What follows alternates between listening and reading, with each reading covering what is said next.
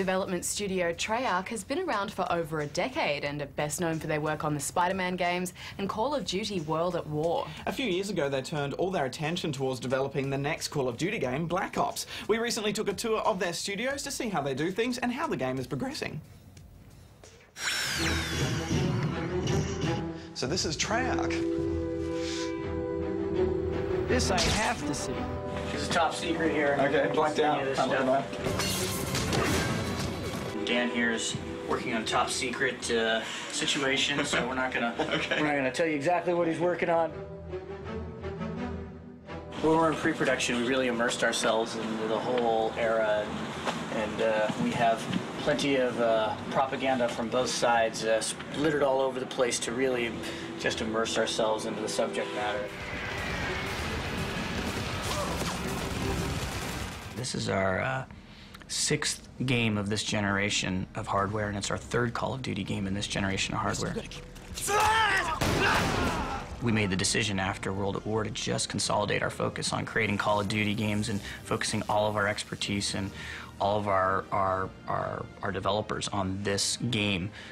We have all that going into it, and so frankly at this point what we worry about is creating compelling game designs. We don't concern ourselves too much with the technicals.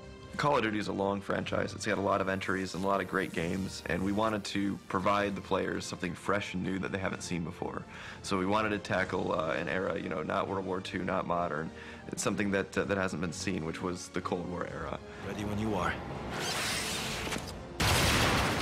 Nice to meet you. This is Adam. Very good, yeah. Adam is our cinematics lead, and as I was telling you about doing the performance capture and the level of realism that we can get. Look like shit, Woods. There's no time for shit in the jungle.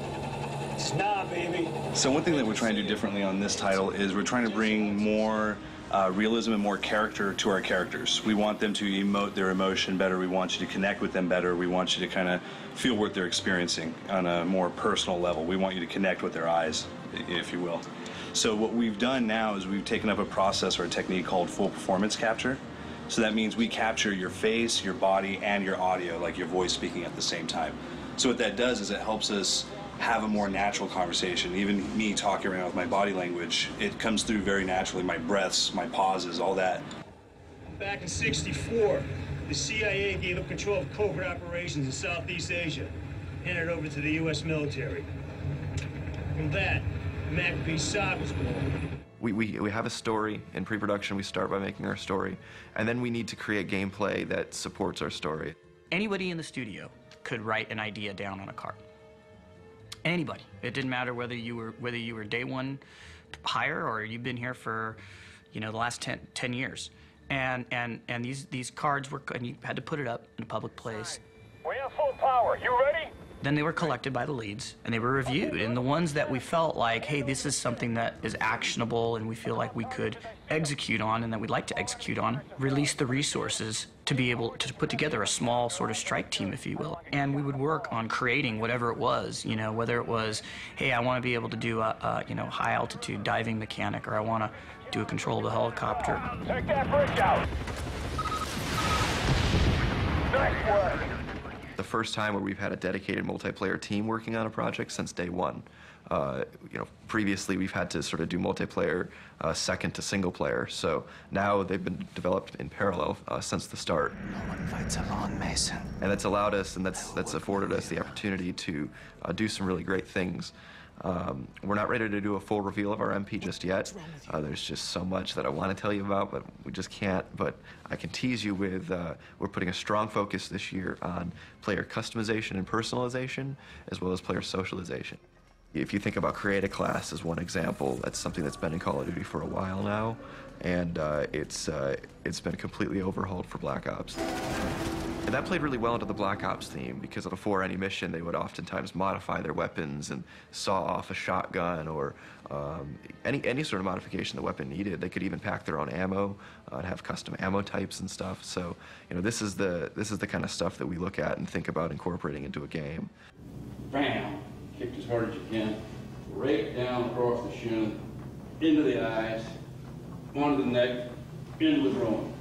My name is Hank Keirsey. I'm the military advisor for Call of Duty. Don't try this at home. Do not try this at home. Do not that. I'm able to come in at various stages of production and look at what they're doing through the eyes of a soldier. They've done the research, they've watched all the movies, they've read the books, and so they're ready in that respect, but they haven't served 24 years in the military. And so I'm able to talk to them a little bit about how weapons should be held, how you might go around a corner, how you would operate with tanks in the street, how you would call for indirect fire, where and what situation you'd use a machine gun or a support by fire position or a maneuver position, and give them the last little, polish to the great machine before it rolls off the assembly line. One of the things we did learn from them was that they train a lot of things like to potentially be one-handed if they got a hand removed in battle.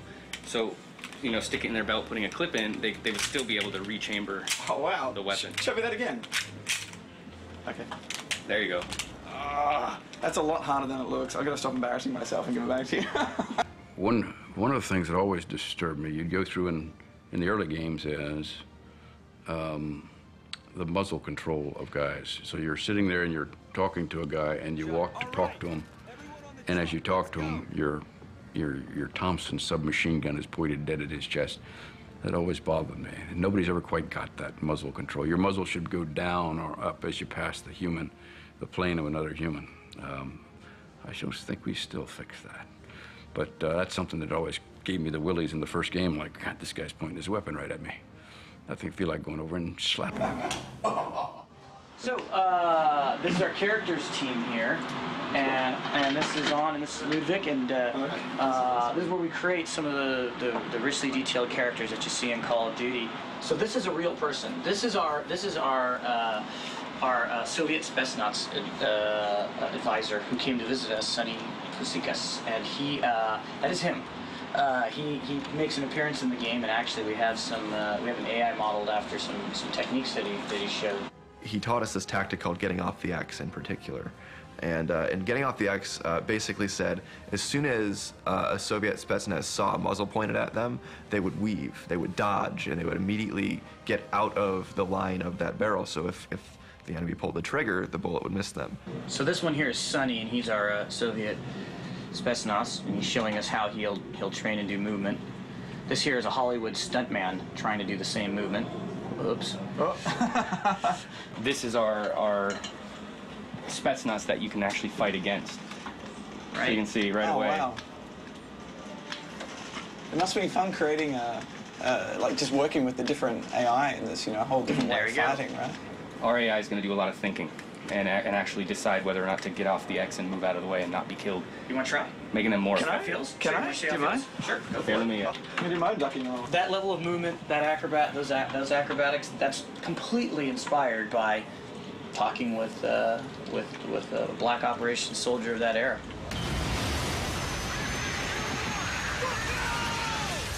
When you are going to and expected to perform at the level that you have to perform to create these games, you just, sky is the limit. And so when we're done with this, Activision's going to have to rip this out of our hands. We're not going to be done, if you know what I mean. And so that's okay, because we're just going to keep making, aggressively supporting it post-launch.